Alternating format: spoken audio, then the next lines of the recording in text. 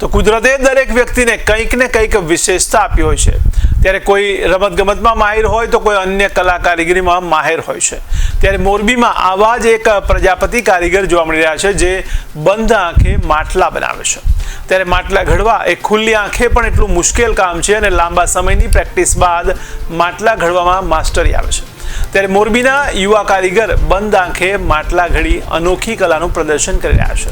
તો ભરતભાઈ પ્રજાપતિ છેલ્લા 15 વર્ષથી માટલા ઘડવાનું કામ કરે છે। ત્યારે અન્ય કુંભાર કારીગરની જેમ જ તેમને પણ વારસામાં માટલા ઘડવાનો વ્યવસાય પડેલો છે, પરંતુ ભરતભાઈ અન્ય પ્રજાપતિ કારીગરોથી અલગ પડે છે કેમ કે તેઓ આંખે પાટા બાંધીને માટલા ઘડી શકે છે।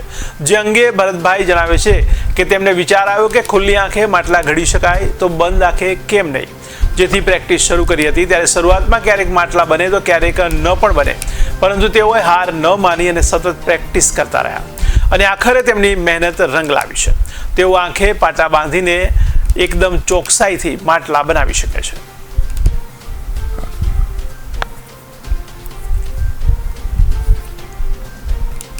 શું નામ તમારું? મારું નામ છે ભરત ધીરુભાઈ પ્રજાપતિ। હાલમાં તમે કઈક આંખે પાટા બાંધીને માટલા બનાવો છો?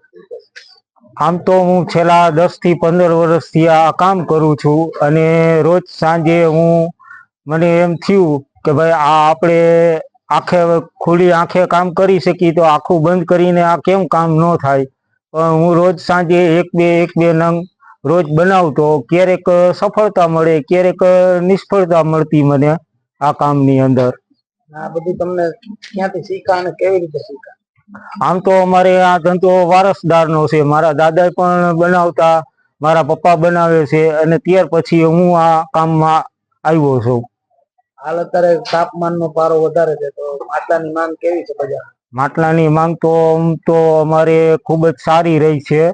અમારે રોજના 25 થી 20 નંગ રોજના અમારે આ બને છે કાયમની માટે, અને તેમજ અત્યારે તાપમાનના હિસાબે ખૂબ જ માંગ સારી રહે છે। હાલમાં નવરાત્રી આવવાની છે તો નવરાત્રીને લઈને તમે કેવા ગરબા બનાવો છો ને શું કાંઈ? ગરબાની તો અમારે આમ તો સિઝન ખૂબ જ વર્ષો વર્ષ સારી રહે છે, પણ આજ વર્ષે પણ ગરબામાં અમારે નવીન આઈટમો અલગ અલગ બનાવવામાં આવશે।